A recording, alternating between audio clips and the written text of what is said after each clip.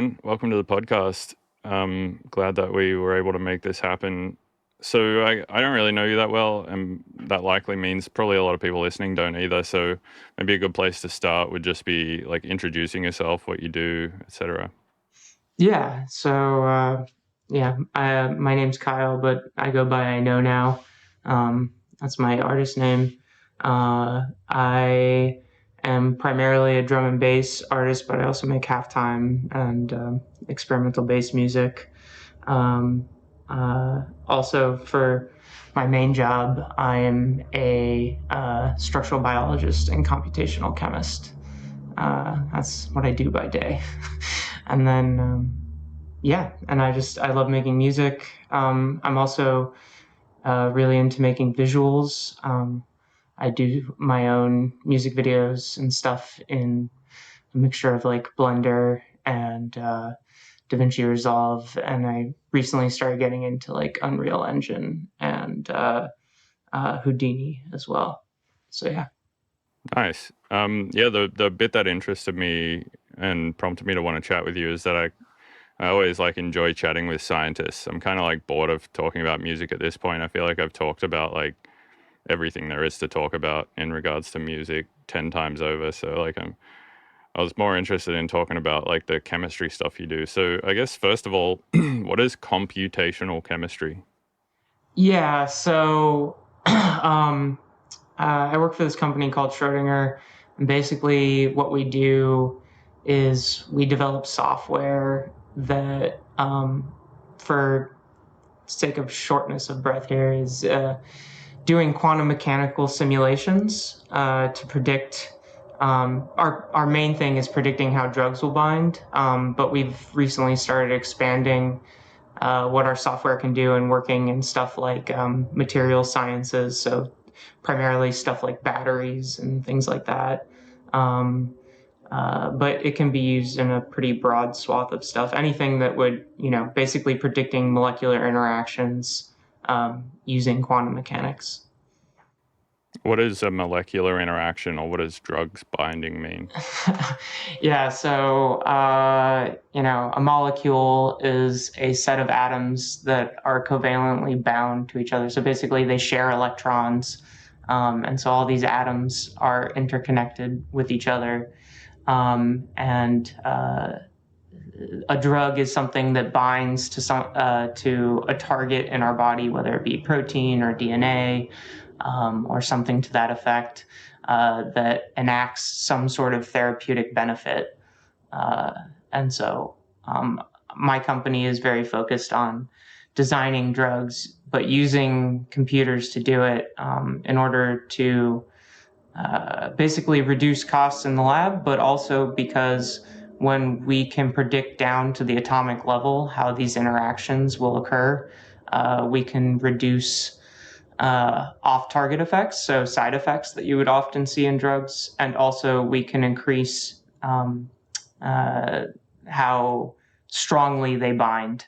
And so that means that you can reduce the amount that you take, and usually that makes it safer. True. Yeah. How are you using computers to do this? Like, what is the process? So we make all our own software in-house. And so it's just coding software programs that basically run simulations. Um, and these simulations, take into account um, uh, all of our, knowledge of physics. It's all physics based, basically. Our software. We do have some AI stuff, but it's not the main basis of what we do. Um, so yeah, that's more or less how it's doing it, and it's all just programmed.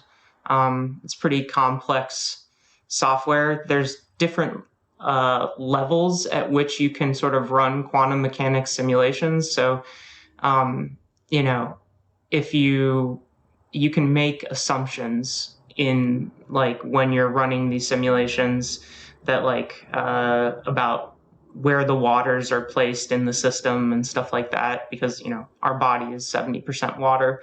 So that reduces, you can keep doing stuff like that reduces computational load. But the less assumptions you make, the more accurate it's going to be because it's based on pure physics calculations. So yeah. So mostly your company is doing simulations, not actually the creation of the drugs itself. So it's more like theoretical, like you're figuring stuff out in simulations and then giving that to like companies who actually produce drugs.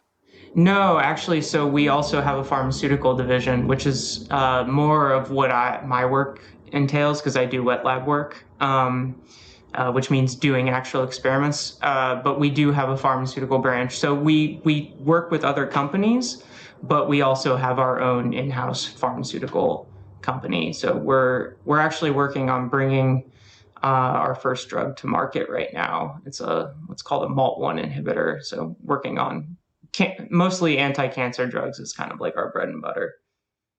That seems important, I feel like. Yeah. Has cancer been solved yet or not really? No, not by a long shot. The thing about cancer is a lot of people kind of think about it as this one disease, but it's really not.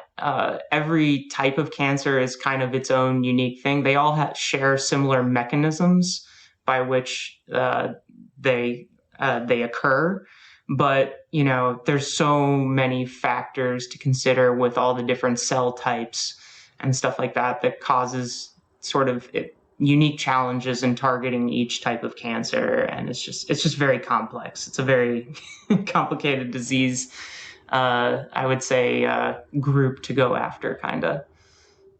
True. And are you mostly like specifically trying to attack like one type of cancer, or are you just going after it as a whole thing? No, we're working on lots of different types of cancers. Basically, when we have a lot of different programs that we're working on. I mean, obviously, we have our most successful ones that are, and those have already made it to clinical trial, which is what they're currently in. But we have differing state. There's different stages of the drug discovery process. Clinical trial being obviously the final where you're working with actual human patients. And then the very early stages, which is what we're doing sort of in the very beginning steps, using computers to do these, million compound database screens and just trying to see what works against the target we're going after and stuff like that. So, yeah. Hmm. What inspired you to pursue a PhD in structural biology and computational chemistry? It honestly, it was. It's kind of funny. When I was in undergrad, I was studying a completely different thing, which was neurobio, and I got into that because I took biology in high school, and I somehow did really well, even though I wasn't a great student at that time. And I was like, oh, I'm pretty good at this. Maybe I should keep going. So then when I went to college, uh, I took neurobio, but then when I got to grad school, I was kind of bored with the stuff that I've been doing in undergrad. And during that time, you do these things called rotations in different labs your first semester. And the PI, primary investigator, whose lab I ended up joining, he came and gave like a pitch to all the freshmen, and I was just like utterly fascinated by it. So I immediately, when I started going to school the first semester, I immediately went to his lab because I just thought it was so cool. Because he was doing literally what I'm doing now, which is a mixture of structural biology and computational chemistry.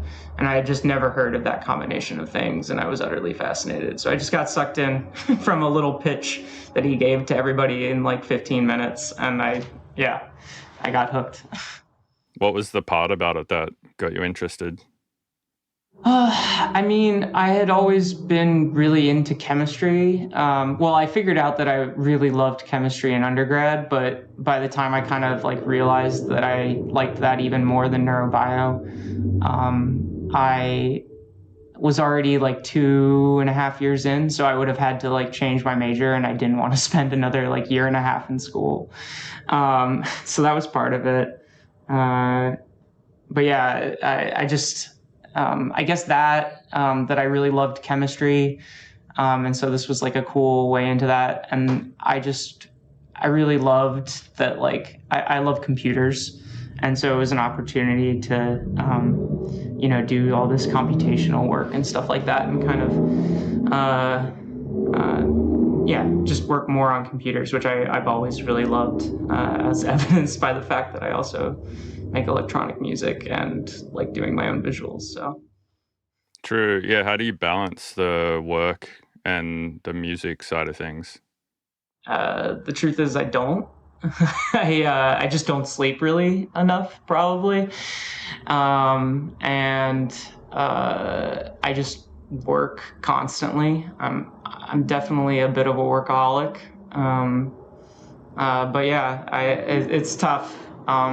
It definitely it's a bit of a strain, but I make it work. Well, yeah, fair enough. I mean, yeah, I'm kind of similar. I used to be worse at just like never sleeping and just making music constantly. I feel like you kind of have to do that for a while to like get good enough at it for anybody to care about listening. It just takes a lot of work. But yeah, I can't imagine also doing that alongside a full-time job as well. It seems literally impossible to me. Yeah, it's intensive, but I'm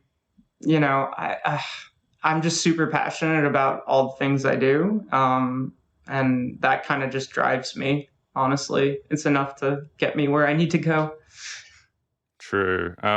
So another point that you brought up in email when we were preparing for this podcast is that you spent 6 months in China studying with a Shaolin Kung Fu, or you studying Shaolin Kung Fu with a former monk. What motivated you to do that?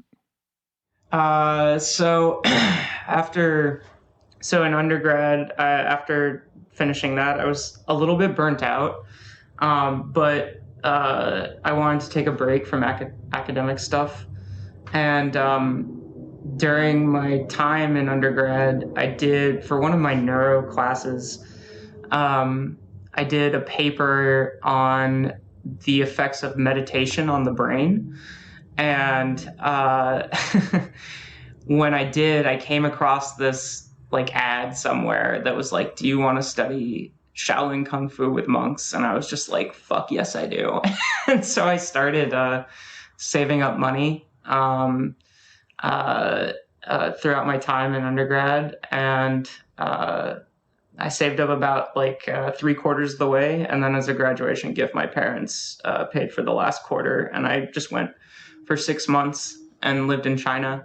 It was probably the best thing I ever did for myself. I think that's how I was actually able to make it through grad school, and also how I was finally able to get like super serious about music and stuff, because it really taught me a lot about willpower and helped kind of drive that into me. And because after I got back, I don't know, it was crazy. I definitely underwent a massive change there. I also lost like 80 pounds because I was definitely a fat kid for most of my life. And then, yeah, I lost a ton of weight while I was over there too. And I never put it back on. Yeah, it was really good for me. What was your daily routine like when you were studying with the monk?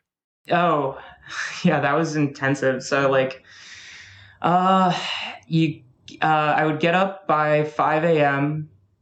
It was either 4:30 or 5, and you go down.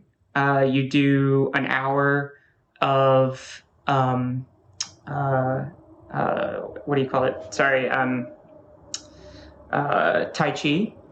So an hour of Tai Chi training. So you're just practicing your forms. It's like a very slow uh, uh, form of martial arts. It's very contemplative. And then we would go eat breakfast for about an hour, digest. What was the Um, breakfast that you would generally eat? so it was all cooked by his wife, actually, because Oh, this so was this wasn't all. like a school. It was just like one guy running this thing. Yeah, but it was his school. So there were tons of students. There were about 25 of us. Yeah, and it was like right behind the Shaolin Temple. the northern one. And so, but his wife, she would cook for everybody. So it's Like what general. kind of stuff would she cook? It was all really healthy, traditional Chinese food. So like steam buns, and tons of vegetables, rice, lean meat, and some fruit and stuff like that. Yeah, pretty balanced. Solid. Okay, so after breakfast, you would digest, and then what? Then we had morning training, which was generally like classic forms, so very like traditional Shaolin Kung Fu. Um, and that would consist of, learning the forms, but also doing like some stretching and getting more flexible, and also doing some, I forget the term for it, but basically like kind of resistance training, where like we would do like shin rolls and stuff to kind of like toughen up our forearms and our shins and stuff like that. We're literally rolling like wood over our body parts to toughen them, and then smacking them into wood and stuff like that. And then we had lunch, and then in the afternoon was typically Sanda training, which is like the kung fu version of kickboxing. So it's more of a sport. So you would, you have pads on and everything, and you do, sort of fighting matches and stuff like that. So it was like maybe 3 to 4 hours of actual training a day, and then the rest of the time, what are you doing? Just chilling in your room, reading books or something? So it was 4 hour. It was the 1 hour of Tai Chi, 4 hours in the morning, and then 4 hours in the afternoon. So a total of It's nine like, hours per oh, day. that's a lot. Yeah. So there wasn't even much downtime, really. No, not until the evenings, and then you'd have dinner. And generally, I would go back into my room and I would read. And usually, it was either I was reading a lot of philosophy books at the time, or also chess. Oh, nice. Yeah, I play chess a bit as well. Um, so yeah, that seems kind of intense. And so yeah, you think that it was benefit? Did you have internet there, or were you just kind of completely disconnected from the world, just doing this for 6 months? No, we had internet, but it was terrible. So like it was very spotty. And I was largely, I just kind of let myself disconnect for the most part, except for staying in touch with my family and some really close friends that I would talk to. Primarily, I would talk to them on weekends though, especially because on weekends we could go into town, and sometimes I would go hit an internet cafe where the internet was much better, and I could like video call them and stuff. But yeah, for the most part, I was pretty disconnected throughout that entire time. Nice. What city was this in? So this was the nearest large city was Zhengzhou. This is in the Henan province, so like just east of central China, basically, like right in the middle. It's very close to what used to be the ancient capital. Um, Did you learn any Chinese while you're there? Like, did your instructor and any of the other students speak English, or did you have to kind of make do with grunting and pointing? No, I did learn some Chinese. Unfortunately, I lost a lot of it because I haven't really had anyone to. I didn't have anyone to practice with when I got back, but they all spoke English too. My instructor had very like his English was pretty solid, but yeah, for the most part, I learned it was a mixture of learning some Chinese and then uh, him speaking decent English. What would you say the most valuable lesson or philosophy is that you learned from your time there? Damn, that's a good question. I guess. I mean, the most useful has been what has definitely been, like I said, the willpower. But I guess it's not really a philosophy. At the time when I was there, I was reading Gödel Escher Bach, which is a really insane book.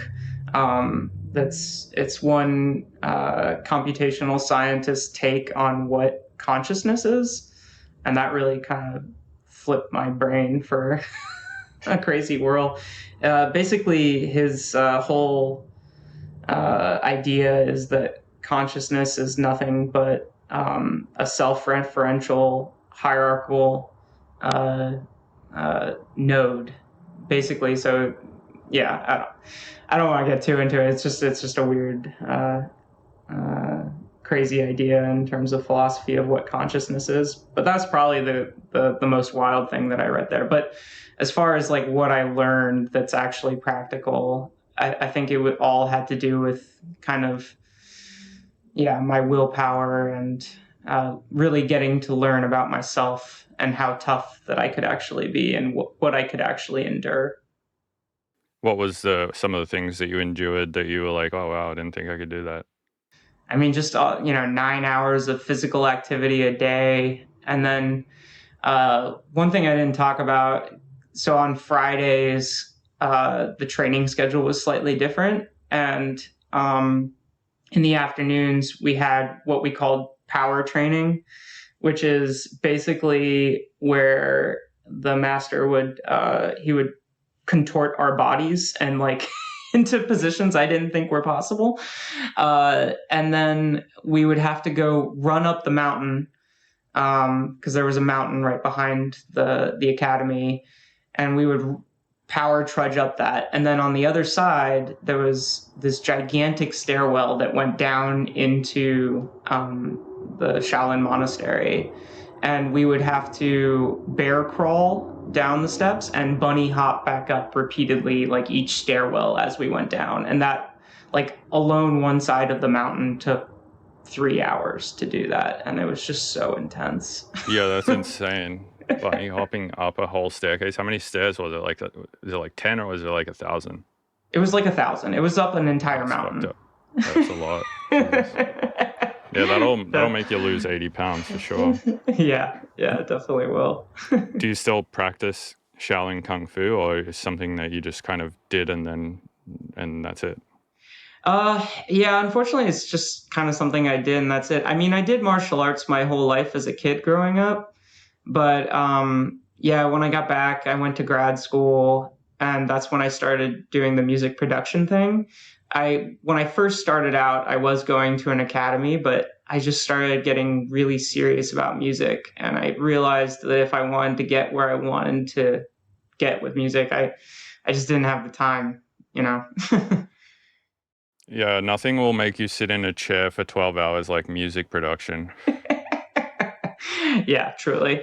But yeah, so that's So how. how would you say doing that Shaolin Kung Fu training camp influenced your personal and professional life, if at all? Yeah, I mean, like I said, it just made me. It made me laser focused, and it gave me the ability to. I think it was like kind of like a combination of things. So because it gave me such intense willpower, and I think just it was right at the time that I had turned 30, or was about no, sorry, this was what, no, I would have been 23, 24. Sorry, the years start blending together. Wait, But I how old don't are you know. now? You look like you're 24 now. No, I'm 35. Oh, damn. You're like the same age as me, but I look like fucking 10 years older for some reason. I mean, you have the full beard going on and everything, so that doesn't help. And I've always had a baby face. I've been told that many times. I used to hate it when I was younger because I'd get ID'd all the time. Now I love it, of course. Um, but yeah, anyways, so I guess at that age, I just like I had kind of started to realize what I was passionate about and what I wasn't. And I think because I had gained all this willpower, I just kind of started not cutting out all the things that I didn't feel passionate about with like a laser focus. And I just put all the willpower I had towards doing the things that I wanted to do with my life. And yeah, so I think that's how it really kind of changed me. And I don't think I would have survived grad school if I hadn't done this. So I was really glad because like I was definitely before grad school, I was definitely a bit of a wook, which I know is Given everything you know about me at this point, probably seems weird. But I was definitely like a total festy kid in college and stuff. And so, yeah, the mixture of that, I ended up going the opposite direction, I guess. True. Do you find there's any parallels between all these disciplines? Like, for example, do you find any parallels between martial arts and making music, or martial arts and scientific research?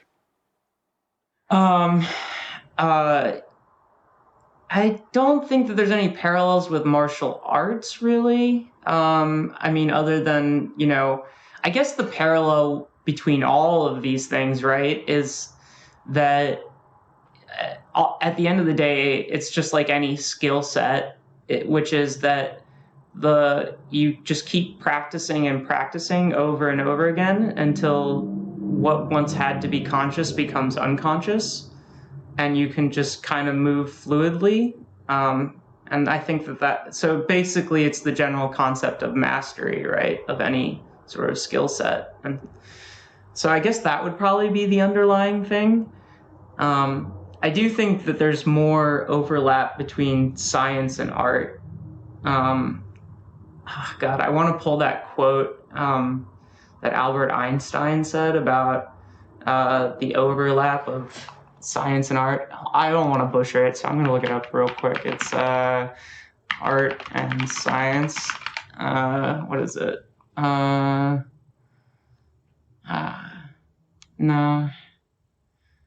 I can't find it right now. Oh, yeah. Science and art tend to coalesce in aesthetics, plasticity, and form. The greatest scientists are always artists as well. And I always really resonated with that quote. True. What does creativity mean to you? Yeah, creativity is a complex one, right? Can be simple as well. Yeah. I guess to me, creativity, I mean, it's a mixture of things. I would say it's when you want to accomplish something, but you have a set of limitations, and sort of working within those limitations to accomplish the task that you want. I find that to be very creative. I also think that it's finding alternative uses finding uses for things that are when they weren't intended to be used that way, I think is also very creative. And yeah, I think that would pretty much summarize creativity for me. Yeah, I think so. I think that's a good definition. And how do you ensure that you can repeatably do that? So when I'm in the studio, I mean,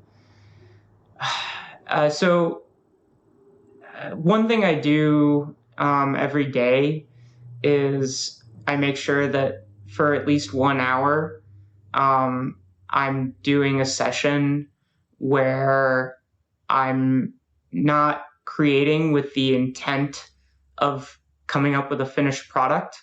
I'm just doing something that I'm curious about and that I want to explore. And within that hour, I'm not allowed to really, think about what the end product is going to be. I'm just doing whatever, and whether or not it's good or bad, it doesn't matter. And so I always instill that time. And then once the hour's up, then whatever I did during that hour, I kind of just ask myself, do I like this? Did I learn something? Was this fun for me? And, if it was good, then I'll probably save it and use it in something later or stem it out or whatever. And then if it wasn't, then it's trash, but hopefully I learned something, or at least I had fun doing it and I got to explore, whatever it was, some new technique, some new genre, some new whatever. Yeah, no, I definitely agree. I feel like to be like properly creative, you have to keep stuff exploratory and you have to be curious. So it sounds like a personal practice or a ritual kind of thing that you do to stay creative. Do you have any of these for other fields like scientific research or martial arts? Like I said, I haven't been really doing martial arts for a while now, but in science, um, I mean, I don't really get to pick my projects since I'm not in academia anymore. But, I do have the creative freedom in sort of how I carry out the projects and stuff like that. Because typically, and what's kind of cool about my company is that we're given pretty heavy autonomy to do we do our project from start to finish. And so I design everything in the process in terms of like the protocols and how I'm doing the science and what experiments I'm trying. Of course, there's like a dialogue between me and my boss about it, and but usually, as long as the logic is sound, they're like, "Yeah, that sounds good, go for it." And so I do find that there's actually a lot of creativity in my job and that's why I enjoy it so much. It does give me that chance to sort of exercise that part of my brain, which is really, I find really good for me. How do you handle creative blocks or periods of low inspiration? Yeah. Um, I find that generally my creative blocks are just it's my own brain getting in the way of itself. And sometimes it's just an issue really of just stimuli and what I'm putting into it. So I just keep trying. So basically, I just force myself through it and I just keep doing those, 1 hour sessions and experimenting. Or, just keep digging through sample folders or just making weird sound design stuff until something clicks in my brain and I'm just like, yeah, that's, that makes me think of something else. And yeah, that's more or less how I typically attack it. Because, yeah, and then with work and doing the science research, it's generally reading papers. And so, I read some other science paper. I'll start doing like a literature dive about, some sort of research topic that I'm working on that's relevant to my project, or some technique that I read about briefly or something like that. And then I'll dive deep on that. And uh, a lot of times within that literature search and stuff like that, or just reading new papers that come out in really good journals, I'll start to get ideas about my own projects and stuff like that. So, Nice. Are there any new skills or fields that you're interested in exploring next? so right now, there's in structural biology, there's like this. Within the last 10 years, there's been what's they're calling the resolution revolution of this technique called cryo-EM or cryo-electron microscopy. So, like, for a long time, it was kind of like a joke technique in structural biology because the resolution wasn't good enough. But now it's to the point where you can resolve these atomic models with it. And it's really exciting because it's letting us go after proteins and biomolecules that we have never been able to go after before. And so that's really exciting. And I actually just picked up a project at work where I'm starting to work on that. I've done a little bit of it in the past and I've dabbled, but this will let me really dive in now and get to learn a lot more about that. So I'm pretty stoked on that. And then, yeah, so I'd say that's a good answer there. Nice. Finally, what advice would you give to someone looking to pursue interdisciplinary interests like yours?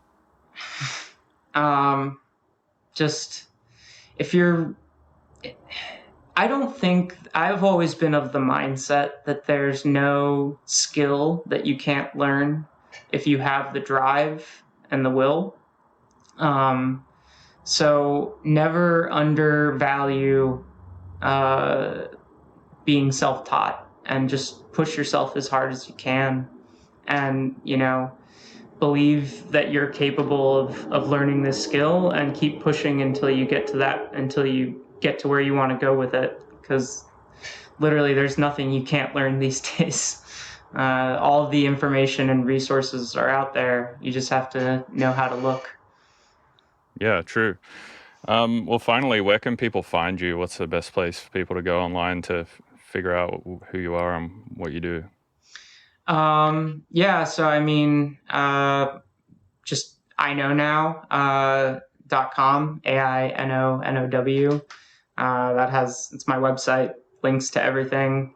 Yeah, it's probably the best place. Awesome. Well, I appreciate you coming on the podcast. Yeah, thanks for having me. It's been a real blast. I've been listening for a long time, so it's really cool to be on here. Hell yeah.